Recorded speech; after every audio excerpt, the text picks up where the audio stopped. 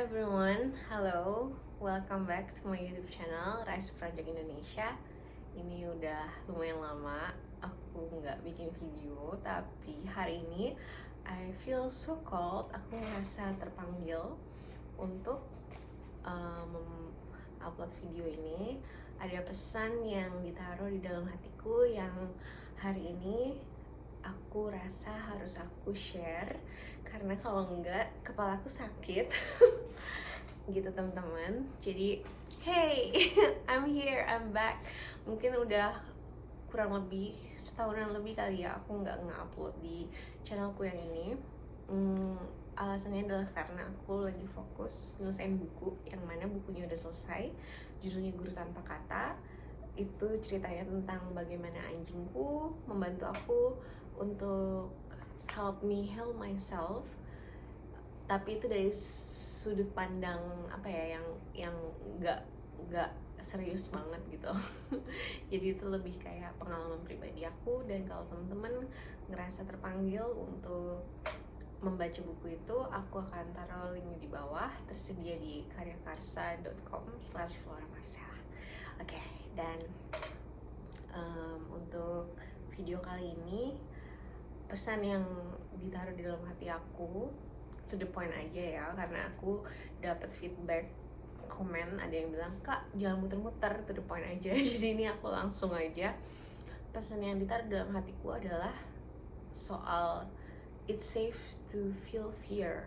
Jadi merasakan rasa takut itu aman kok.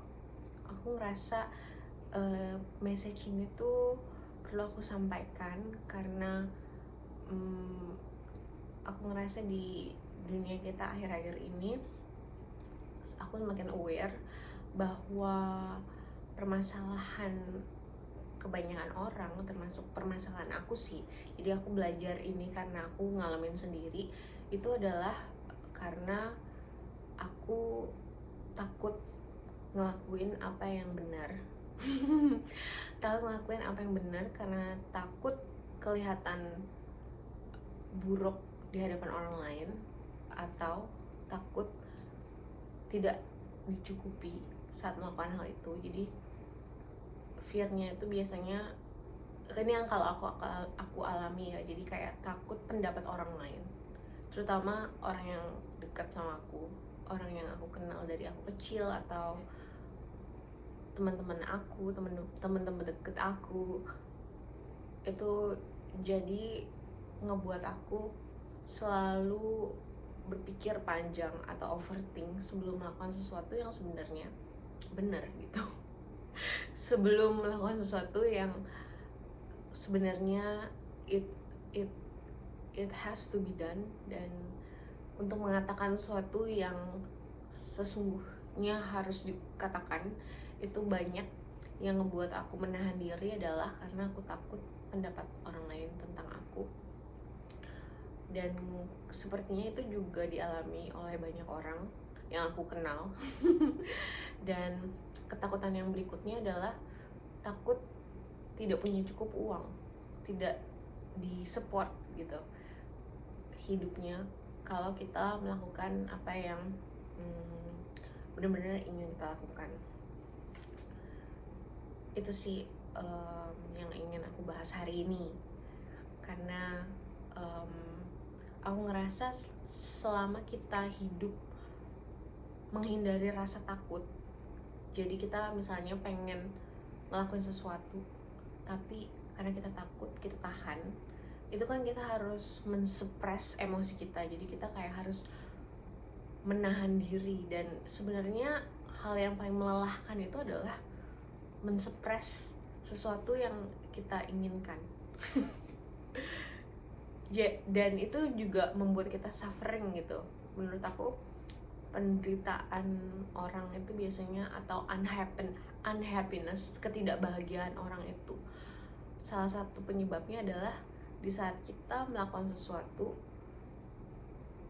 sementara kita berpikir kita tuh sebenarnya harus ngelakuin hal lain gitu.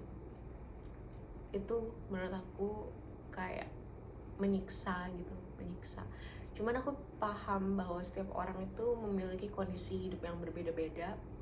ada yang yang ada yang mungkin lahir di keluarga yang suportif secara finansial dan mental, tapi kebanyakan itu biasanya kalaupun misalnya mereka punya support secara finansial, secara mental mungkin enggak, atau kalau bisa support mental secara finansial tapi enggak.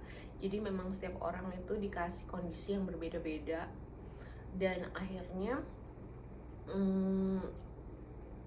karena kita karena kita kurang beriman juga kali ya kita jadinya mencari alasan untuk tidak melakukan apa yang benar gitu karena itu yang lebih aman kan, kayak zona nyaman. Dan aku ngerasa selama kita hidup dalam zona aman dan nyaman, perlahan-lahan hidup kita tuh makin makin depressed deh. Yang menurut aku ngebuat aku sedih dulu tuh, selain dapat bully atau misalnya dapat abuse atau dapat pokoknya gangguan eksternal, yang ngebuat aku paling depressed itu adalah saat aku tidak bisa menjadi diri aku sendiri karena aku takut pendapat orang lain itu, atau pada saat aku menjadi diriku sendiri melakukan apa yang menurut aku itu aku banget, aku tidak disupport secara finansial. Nah, kan selama ini aku pikir yang bisa menyembuhkan hal ini, yang bisa ibaratnya menjadi solusi dari permasalahan ini adalah uang kan.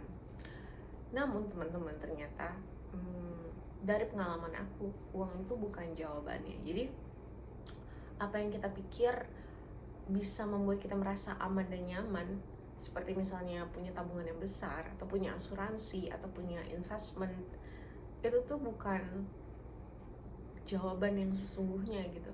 It's not what make you rich. Bukan itu yang ngebuat kita kaya, bukan itu yang ngebuat kita ngerasa secure and safe. Dan kebanyakan orang yang aku kenal,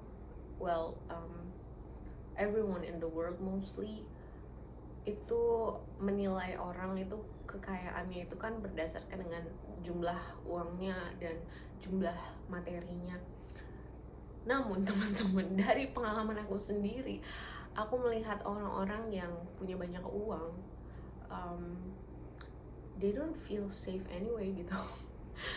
Kayak dalam sehari-hari kehidupannya mereka tetap ngerasa khawatir, dan sedihnya kebanyakan itu tidak membuat mereka menjadi orang yang lebih baik, atau tidak membuat mereka menjadi lebih dekat dengan Tuhan, menjadi lebih bermoral, atau menjadi lebih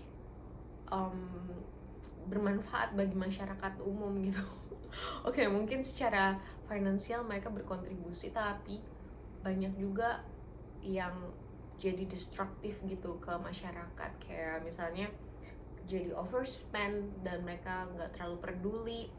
Bukan mereka sih, kayak aku juga, I am part of this society, jadi aku nggak mau menjadi orang yang merasa paling benar. Kalau aku ngomong sesuatu, message-nya itu juga buat aku sendiri ya teman-teman. Jadi I'm channeling this message, aku dapat pesan ini ditaruh di hati aku.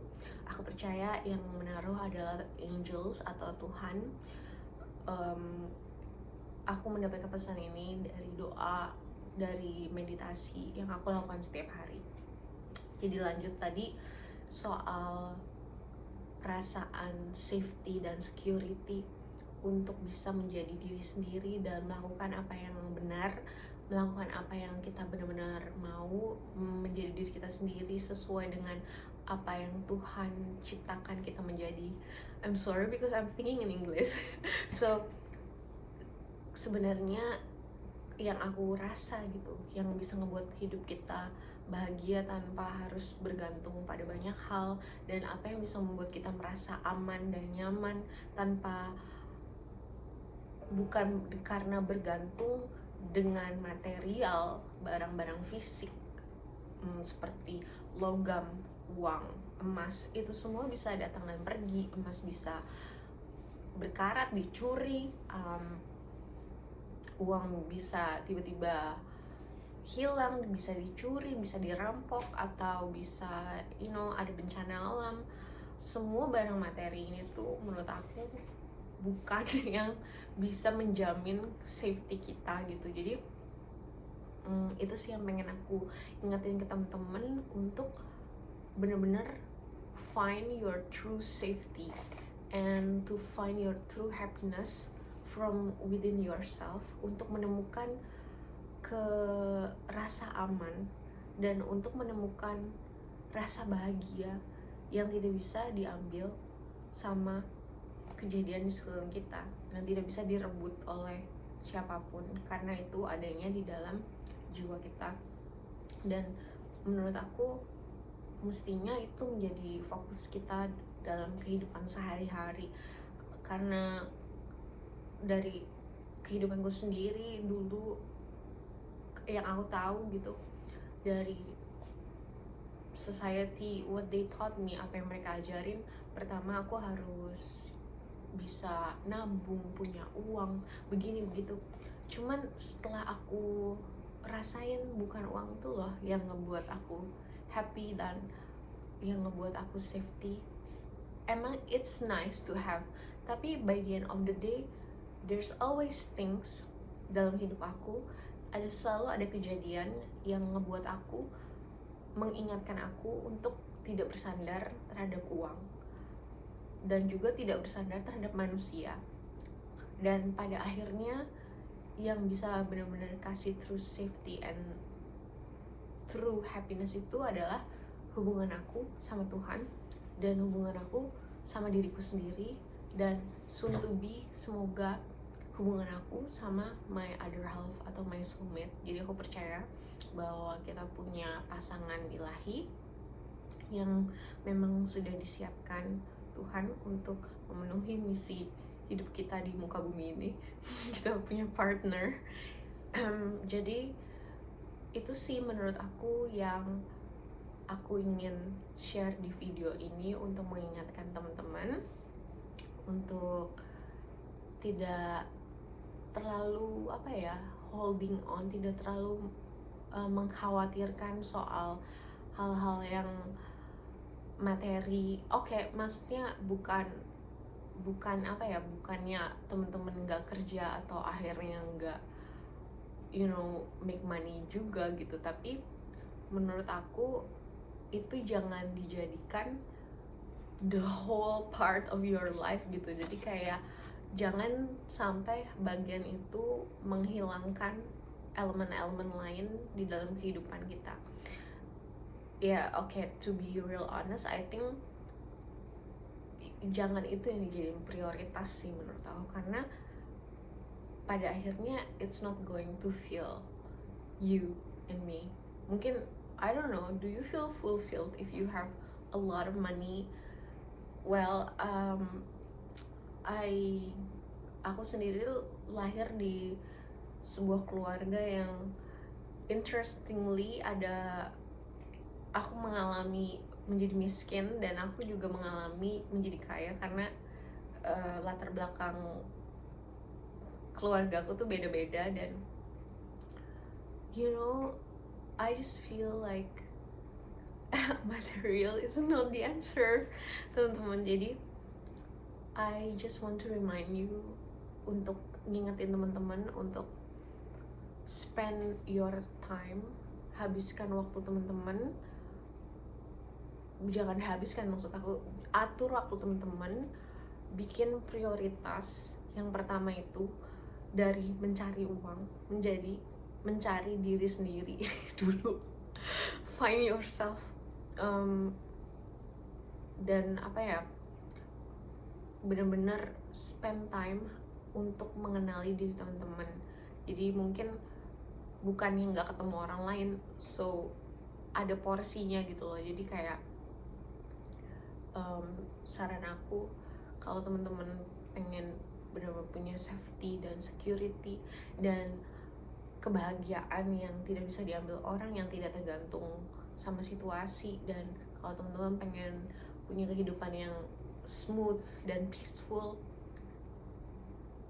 itu adalah menurut aku cuma bisa didapatkan setelah kita menjadi orang yang pretty much strong, menjadi kuat dan menjadi pemberani dan menjadi rendah hati dan berserah diri dan tidak banyak mengkontrol.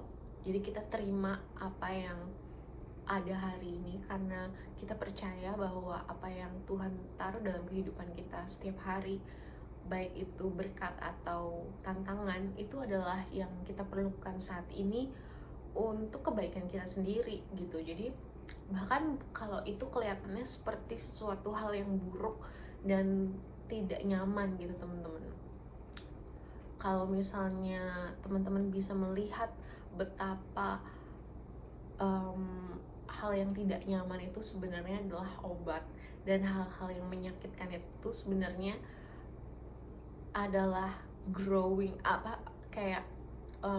trigger, sebuah pemicu yang bisa kita sikapi dengan hal yang benar, sehingga trigger itu, pemicu itu, rasa sakit itu bisa kita jadikan batu loncatan alih-alih menjadi penghalang gitu. Jadi dari pengalaman aku sendiri, aku ngerasa permasalahan yang aku hadapin setiap hari itu bukannya semakin mudah gitu, tapi aku semakin lama semakin tenang.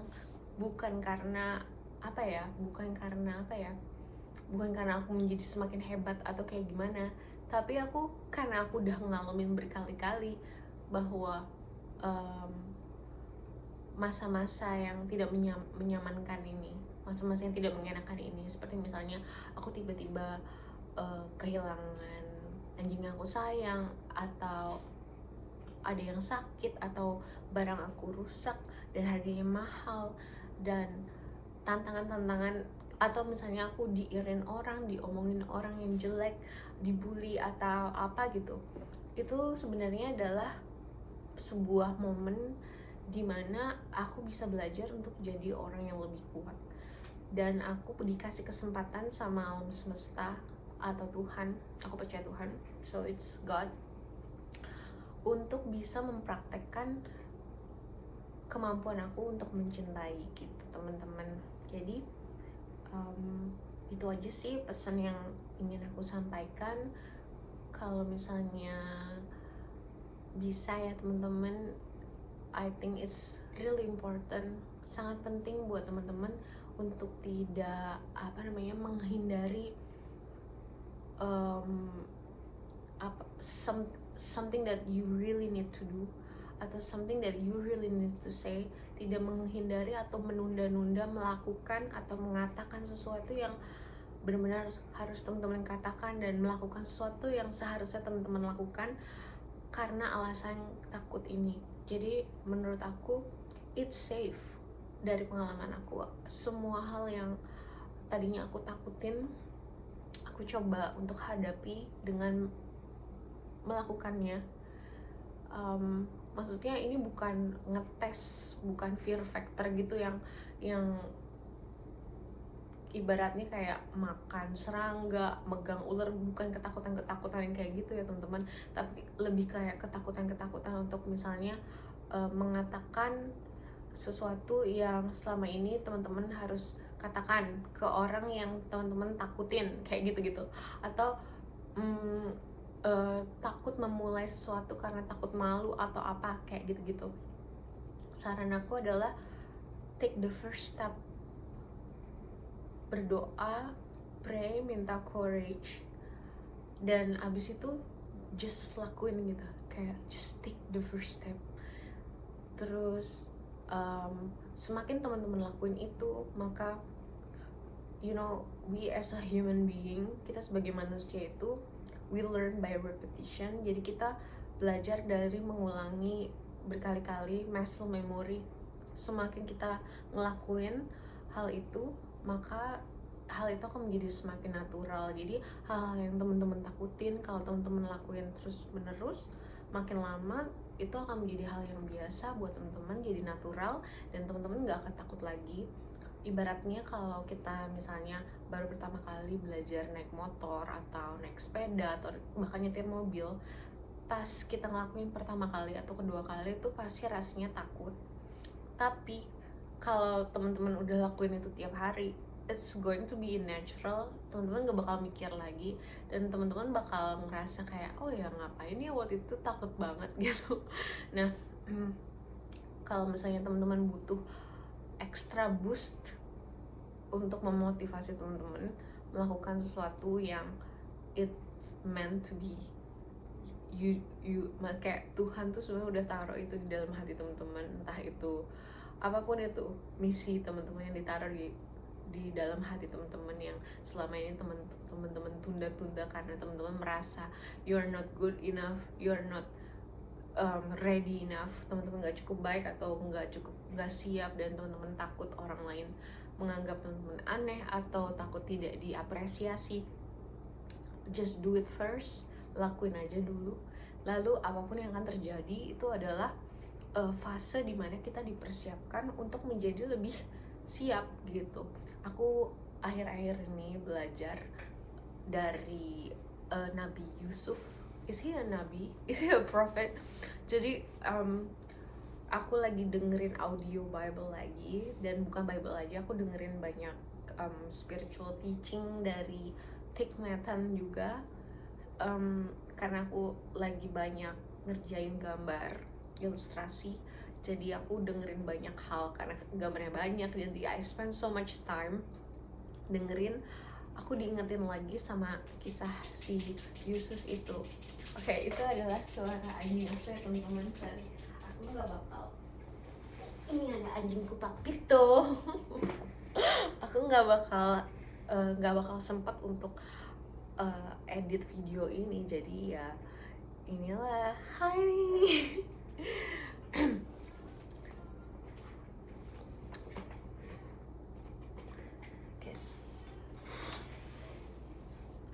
Dari Yusuf itu aku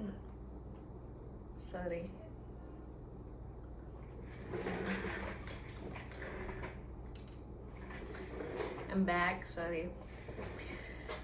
Ada tetanggaku. Tapi tuh kamu mau keluar aja, ya udah keluar. Dari Yusuf itu tuh aku belajar bahwa dia itu sudah ditaruh sama Tuhan visionnya, mimpinya untuk menjadi leader. Itu dari dia kecil dan dari dia muda ya. Cuman waktu dia kecil dan muda, dia sharing visionnya dan mimpinya, orang-orang di sekelilingnya tidak menanggapi dengan baik,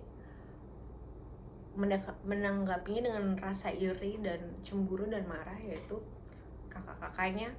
Tapi dari sisinya Yusufnya juga, I think dia waktu itu belum siap karena dia masih muda dan egonya masih tinggi, masih self-aware, masih mungkin narsistik. Intinya egonya masih tinggi, masih childlike. Nah, dari mimpinya dia sampai itu jadi nyata tuh butuh waktu bertahun-tahun, dan si Yusuf itu sampai dijual dulu jadi budak dan dia kerja di Mesir. Di sana juga dia ketemu dia jadi budak si Potifar itu, dan ada istrinya yang juga sexually assault dia mau sexually assault dia, dan dia difitnah pula, dan dia dimasukin penjara. Jadi dia melewati banyak hal yang gak nyaman itu. Itu adalah karena dia sedang dipersiapkan untuk memiliki kebijaksanaan, karakteristik, personality, karakter, nilai-nilai yang memang diperlukan untuk menjadi seorang pemimpin. Kayak gitu teman-teman. Jadi itulah pesan aku untuk hari ini. Jadi it's safe to feel fear. Apapun yang teman-teman ingin lakukan, kalau penyebab teman-teman gak ngelakuin itu adalah rasa takut, it's safe to feel fear. Jadi lakuin aja dan rasain rasa takutnya. It might going to feel like di badan itu akan tense, di badan itu akan seperti mematung, dan kadang-kadang tuh kayak rasanya kayak it's so scary. Jadi be gentle. Jadi kalau misalnya teman-teman udah ngelakuin sesuatu yang nge-trigger rasa takut teman-teman, take a rest, istirahat, terus teman-teman nggak harus langsung bisa gitu, kayak just pelan-pelan, lembut. Be gentle and soft buat teman-teman. Ya, dan rasain aja rasa takutnya. Kalau aku sendiri, cara aku ngerasain rasa takut adalah setiap kali aku ngerasa ke-trigger, aku akan rebahan di lantai atau di atas rumput, karena itu ngebuat aku merasa grounded gitu, kayak merasa aku sebenarnya aman loh, di bawahku ada yang support aku, ada bumi, ibu bumi yang mensupport aku, ada Tuhan yang mensupport aku, dan perasaan takutku ini, kegelisahanku ini hanya sementara, dan aku hanya perlu berdiam diri untuk membiarkan proses alami tubuh kita untuk memproses rasa takut itu. Jadi rasanya bakal nggak nyaman dan sakit, tapi dengan tarik nafas dalam sambil rebahan kalau aku, dan berpikir positif, kayak mengatakan kebenaran bahwa rasa takut atau rasa sakit apapun yang aku alami saat ini hanyalah sementara. Ini adalah proses Tuhan, dan sebenarnya banyak orang takut untuk merasakan emotional pain atau rasa takut emosional atau rasa tidak nyaman itu dengan menjadi busy atau mencari kesibukan atau makan terus atau minum-minum. Itu sebenarnya it's going to membahayakan tubuh fisik kita, dan itu akan ngebuat kita jadi sakit gitu dan rentan terhadap virus dan segala macam penyakit. Itu karena energi kita tuh habis untuk menahan rasa takut itu, jadi rasa takutnya kelok di badan instead of dia dirilis gitu, karena tubuh kita itu secara otomatis sudah bisa punya kemampuan untuk menyembuhkan diri kita sendiri. Kita sebenarnya nggak perlu orang lain atau nggak perlu bayar mahal-mahal kalau misalnya kita tahu prinsip dasarnya adalah surrender dan berserah kepada Tuhan, dan membiarkan sensasi itu go through our physical body. Nah, kalau waktu aku ketemu terapis yang ngebantu aku untuk stay di posisi savasana, posisi berdiam diri dan berserah, dan tidak berusaha untuk mengubah keadaan, tidak berusaha untuk melarikan diri dari perasaan. Itu aku dilatihnya untuk berdiam diri di momen itu, momen yang menakutkan itu. Jadi kalau teman-teman bisa berdiam diri dan berdoa, kalau aku selalu berdoa kalau aku merasa rasa takut, aku bilang, Tuhan, saat ini aku merasakan rasa takut, tapi aku percaya aku bisa melewatinya karena aku punya kamu gitu. Aku punya engkau, dan engkau ada di sini, dan perasaan ini hanyalah sebuah perasaan semata, dan rasa sakit ini adalah tanda bahwa aku bertumbuh. Karena teman-teman tahu kan, pada saat kita bertumbuh itu kita tuh kayak di stretch gitu. Misalnya dari kecil sampai kita gede aja, kulit kita tuh kayak melar, mekar, tulang kita tuh makin lama makin panjang. Gitu juga dengan hati dan jiwa kita. Saat kita di expand itu rasanya tidak nyaman, kayak di